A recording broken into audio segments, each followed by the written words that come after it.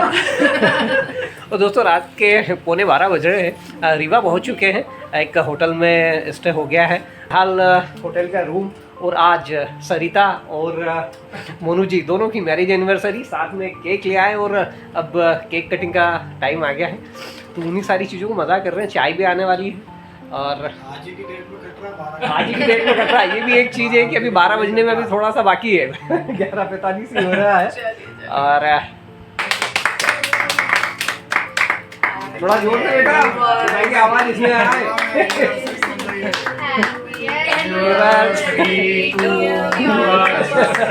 दोस्तों वो happy birthday का जो गाना है ना, ऐसा मुंह पे रटा होता है कि याद ही नहीं आता कि एनिवर्सरी के लिए क्या गाना है। तो बिल्कुल मजेदार माहौल चल रहा है। तब क्योंकि एनिवर्सरी थी, गिफ्ट क्या दिया जाए, गंगा मैया को चढ़ाने के लिए जो साड़ी लाई वो साड़ी फिलहाल यहाँ पे भाभी की तरफ से गिफ्ट है सरिता को।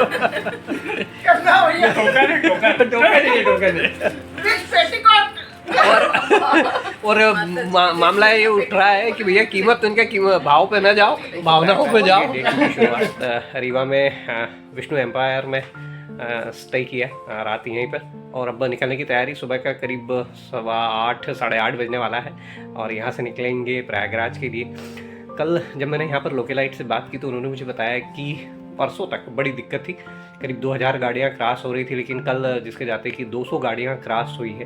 तो ओवरऑल थोड़ा सा रिलैक्स हुआ है। और क्योंकि रीवा इतना नज़दीक है प्रयागराज से, तो जिसे कहे ना कि यहाँ पर सारी होटल्स फुल थी। और होटल वाले बता रहे थे कि जो होटल्स 800-1000 रुपये में होती थी वो 2,500-3,000 हज़ार रुपये तक नहीं मिल पा रही थी।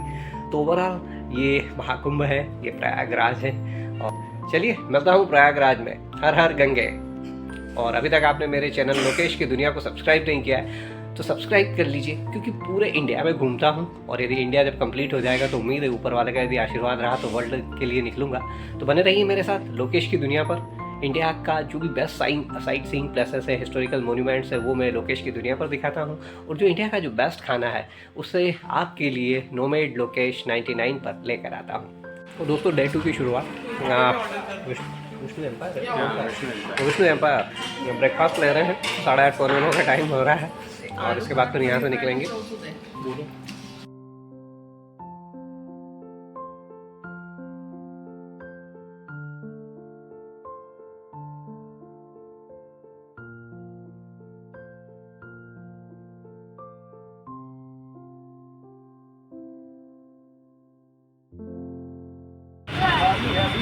दोस्तों फाइनली निकलने की तैयारी दोस्तों। 2 गाड़ियाँ आ गई हैं, ये अर्टिगा और ये इधर महिला मंडल एक गाड़ी में हो गए हैं। ये लोग अन्वी, सरिता, दीदी, भाभी। दोस्तों फाइनली प्रयागराज के लिए रीवा से डिपार्ट की तैयारी। नाइट स्टे बेहतरीन रहा और अभी सुबह के 9:30-10 के करीब होने आया। उम्मीद कर रहे हैं हम कि 3 से 4 घंटे में पहुंच जाएंगे, क्योंकि अभी जिस तरह से लोकेलाइट से हम बात कर रहे हैं तो बता रहे हैं कि आज उस तरह का मसला नहीं होने वाला है। जो पूर्णिमा वाला स्नान है वो भी सुचारू रूप से निपट गया है। तो बस चलिए अब स्टार्ट करते हैं। सारथी है ब्रजेश। सारथी कौन है? ब्रजेश जी। हमारे सारथी हैं ब्रजेश। और चूँकि ये लोकेलाइट है, इन्हें आइडिया भी रहेगा रास्तों का। और पीछे आप इन लोगों से भी सुनिए, ये भी बोलने में उतने ही निष्णात हैं। प्रयागराज का बुलावा है माँ गंगा का, तो आगे की यात्रा उन्हीं के भरोसे चालू करी है हमने। हर हर गंगे, हर हर गंगे, हर हर गंगे। जय श्री महाकाल, जय श्री महाकाल। और दोस्तों जब इस तरह की धार्मिक यात्राएं हो जाए तो सारे जो धार्मिक नारे हैं ना वो सारे जयकारे कर ही लेना चाहिए। जय जय जय महाकाल, जय खाटू श्याम, जय माता रानी। और दोस्तों फिलहाल रीवा से क्रॉस करते हुए, और अभी थोड़ा सा मेरा जैसे कहना है कि मैं अपनी पोस्ट को लेकर एडिट कर रहा था। भैया ने मुझे बताया कि लेफ्ट हैंड पर कृष्णा राज कपूर ऑडिटोरियम गुजरा यहाँ से, चूँकि जो कृष्णा जी थी वो रीवा से थी। और कहते हैं कि राज कपूर यहाँ पर बारात लेकर आए थे। तो इस शहर की बॉलीवुड से जुड़ी हुई भी कुछ अद्भुत यादें। और ये रीवा शहर और हमारे सारथी ब्रजेश भाई जो हमें इस पूरे टूर में मज़ेदार तरीके से अपने गंतव्य तक पहुँचाएंगे, गाइड करेंगे। और दोस्तों प्रयागराज 124 किलोमीटर दिखा रहा है, चाक घाट वाराणसी 218 और फिलहाल रीवा क्रॉस करते हुए जैसे कहना है कि सुविधाजनक बनाने के लिए भैया की प्लानिंग कुछ इस तरह से रही कि सबसे पहले हमने भोपाल से रूट को मैनेज किया, इंदौर से भोपाल आए, भोपाल से फिर हमने रीवा को चूज़ किया, रीवा तक आ गए और रीवा के बाद यहाँ के जो लोकलाइट पर्सन्स होते हैं तो उन लोगों को लिया है। और इसके बाद इसका फ़ायदा ये हो जाता है कि जब आपके साथ लोकलाइट होते हैं तो उन्हें पता होता है कि कहाँ जाम लग सकता है, कहाँ जाम नहीं लगेगा, रास्ता किधर क्लियर है। तो ये जो सारी चीज़ें छोटे छोटे पॉइंट्स हैं जो सफ़र को कन्वीनियंट बना देते हैं। तो वैसे तो अब चूँकि आस्था का महाकुंभ ऐसा है कि आदमी के मन में लहर उठती है और वो निकल पड़ता है, लेकिन चूँकि हमारे साथ फैमिली भी थी और बच्चे भी थे तो महिलाएं भी थी, तो ओवरऑल प्लान ये किया कि पहले से सारी चीज़ों को प्लान करके चलें। तो अभी तक का जो सफ़र है आरामदायक है, 100 किलोमीटर बचा है, आगे देखते हैं किस तरह से क्या हर्डल आते हैं। बट उम्मीद करता हूँ कि माँ गंगा सारी चीज़ों को बढ़िया सुचारू रूप से निपटाएंगी और जैसा अभी तक पानी की तरह बहता हुआ सफ़र चल रहा है वैसा ही सफ़र अंतिम तक हमें मिले।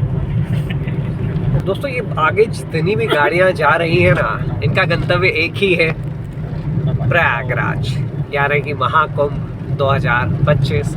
देख रहा हूँ मैं, महाराष्ट्र की गाड़ियाँ हैं, मध्य प्रदेश की गाड़ियाँ हैं, आंध्र प्रदेश की गाड़ियाँ हैं, सारी गाड़ियों का एक ही लक्ष्य प्रयाग पर बढ़ रहे हैं, यानी कि प्रयागराज, पुराना नाम इलाहाबाद होता था। तो ऐसे ही हमारी गुफ्तगू होने लगी तो भैया बताने लगे कि जब वो पीएससी की तैयारी करते थे तो उस समय यूपी पीएससी के लिए जो सेंटर लेने का जो क्रेज होता था वो स्पेशली इलाहाबाद के लिए होता था। और वो क्यों होता था वो उन्हीं के मुँह से सुनिए, ज़्यादा मज़ा आएगा आपको। इलाहाबाद की जो पूरी पृष्ठभूमि है वो डॉक्टर धर्मवीर भारती के प्रसिद्ध उपन्यास गुनाहों का देवता का जो पूरा वर्णन है, जो पूरी कहानी है वो इलाहाबाद की वास्तविक कहानी है। और उस उपन्यास की शुरुआत ही होती है कि अगर ग्राम देवता या नगर देवताओं की कल्पना सही होगी तो इलाहाबाद का नगर देवता कोई बहुत ही रोमांचक प्रकृति का व्यक्तित्व रहा होगा जिसने इलाहाबाद को गढ़ा। और पूरी गुनाहों का देवता की जो सुधा और चंद्र की कहानी है वो डॉक्टर धर्मवीर भारती वहाँ का पूरा उन्होंने वर्णन किया है। और उसी के एक संवाद की हम बात कर रहे थे कि जब सुधा की शादी होती रहती है और बारात आती रहती है तो उसमें एक संवाद है कि प्रोफेसर शुक्ला की बिटिया होती है सुधा, तो गांव की शादी और कान्य कुब्जों की बारात, प्रोफेसर शुक्ला बड़े तनाव में थे। तो इस तरह की गुनाहों के देवता के छोटे छोटे संवाद हैं जो बहुत ही रोचक हैं, कभी मौका लगे तो अवश्य पढ़िए, धर्मवीर भारती की गुनाहों का देवता। तो दोस्तों मैंने कहा ना कि जब आप यादों के समुंदर में गोते लगाते हैं ना तो इतनी ढेर सारी बातें निकल कर आती है, बस थोड़ा सा मौका चाहिए। कुछ गुफ्तगू इस तरह की हो, जब अपने लोग आसपास मिल जाते हैं तो ये सब चीज़ें निकलती हैं। और अभी फ़िलहाल हम याद कर रहे थे इलाहाबाद को, धर्मवीर भारती को हमने याद किया। और साथ ही अब इलाहाबाद तो क्या कहें, इतना ऐतिहासिक है। सुबह चंद्रशेखर आज़ाद अल्फ्रेड पार्क जहाँ पर उनकी शहादत हुई, याद करिए आप नेहरू जी को, याद करिए आप अमिताभ बच्चन को, और भी ढेर सारी बातें और ढेर सारी यादें इलाहाबाद की।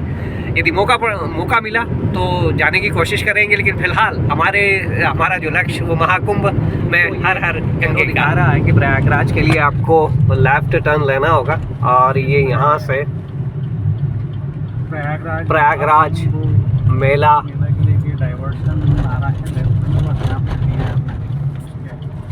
और यहाँ से ये रोड प्रयागराज के लिए जा रहा है। और अभी तक फ़िलहाल करीब 100 किलोमीटर दूर हैं हम, लेकिन उस तरह की कोई जाम या उस तरह की कोई स्थिति अभी फ़िलहाल नहीं। जैसे जैसे आगे बढ़ते हैं वैसे वैसे मैं बताऊँगा आपको। चाक घाट पर एक बेहतरीन व्यू,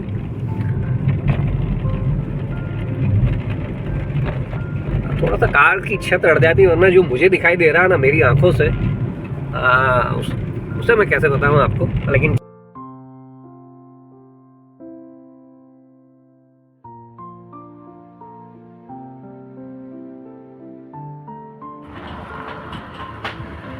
दोस्तों अभी एक जगह रुक गए थे चाय के लिए। पीछे हमारी दूसरी गाड़ी का भी इंतज़ार हो रहा है। और इस रूट पर जो गाड़ियाँ आ रही है डेफिनेटली ये तो प्रयागराज ही जाएंगी, लेकिन अभी फ़िलहाल दूर दूर तक किसी तरह से कोई ट्रैफिक की स्थिति यहाँ तो नहीं फ़िलहाल। दोस्तों मुझे यहाँ पर एक और दोस्त दिख गए, जुन्नार टू प्रयागराज जा रहे हैं, शिव जन्मभूमि लिखा हुआ है इनके पास। उन्होंने सब लगा रखा, फेसबुक, इंस्टा, यूट्यूब, पता नहीं इनका चैनल है या नहीं है, लेकिन मुझे दिखे तो मैंने ले लिया इन्हें। तो ये साइकिल से जा रहे हैं वहाँ तक, जुन्नार से प्रयागराज तक। दोस्तों प्रयागराज 46 किलोमीटर चाकघाट क्रॉस कर रहे हैं अभी हम फ़िलहाल। और सामने बोर्ड। दोस्तों अब रोड पर आगे बढ़ रहे हैं। साइड में ज़रूर आपको ट्रक का लाइन बंद दिखाई देंगे, खड़े हुए हैं वो। तो आई थिंक शायद इन्हें रोक दिया गया है, इनका जो प्रवेश है, जिसके चलते ट्रकों की एक लंबी लाइन चाकघाट क्रॉस किया है हमने।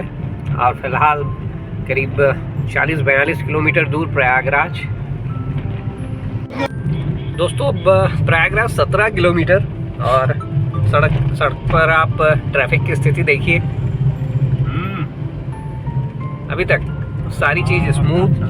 तो अभी फ़िलहाल जिस पॉइंट पर हूँ वहाँ से संगम 15 किलोमीटर दिखा रहा है बोर्ड अभी। चूँकि हमारे जो सारथी हैं वो थोड़ा सा गाड़ी तेज़ चला रहे हैं, तो जब तक मैं बोर्ड को कवर करने की कोशिश करता हूँ निकल जाती है कितनी बार गाड़ी। लेकिन फ़िलहाल संगम 15 किलोमीटर और ये वो रोड। और अभी जब मैं ब्रजेश से बात कर रहा था तो मैंने पूछा कि जाम इन रोड पर था, तो उन्होंने बताया मुझे कि 5-6 दिन पहले तक इन रोड्स पर लंबा जाम था, लेकिन अभी फ़िलहाल ट्रैफिक स्मूथ गति से। फ़िलहाल सामने एक गेट दिखाई दे रहा है जहाँ से जिसे हम क्रॉस करेंगे। ये जहाँ से अभी मैं गुज़र रहा हूँ ना, तो यहाँ से नैनी ब्रिज करीब 3 से 4 किलोमीटर दूर है। तो अब आप समझ लीजिए कि जब 3-4 किलोमीटर नैनी ब्रिज बचा है और ये ट्रैफिक की ये पोजीशन, तो वही मैं बार बार कह रहा हूँ कि अभी फ़िलहाल तक तो सहूलियत दिखाई दे रही है। अरेल घाट 13, नैनी 15। तो जो लोकेलाइट हमें गाइड कर रहे हैं वो बता रहे हैं कि यहाँ से अभी हम जो आगे बढ़ रहे हैं अरेल घाट की तरफ जाएंगे। अरेल घाट से हम बोट क्लब पहुँचेंगे, वहाँ से बोट लेकर फिर हम संगम पर जाएंगे, संगम का स्नान करेंगे, स्नान का लाभ लेंगे और उसके बाद बाकी सारी चीज़ें वहाँ पहुँचता हूँ और फिर सारी चीज़ों को बताता हूँ। दोस्तों ये यमुना ब्रिज, ऊपर से ट्रेन निकली अभी, क्रॉस हुई। और अरेल घाट अभी फ़िलहाल 3 किलोमीटर प्रयागराज के अंदर। वहाँ ज़रूर थोड़ा ट्रैफिक डिटेक्ट हो रहा है, लेकिन अभी फ़िलहाल यहाँ तक तो हम पहुँच ही गए।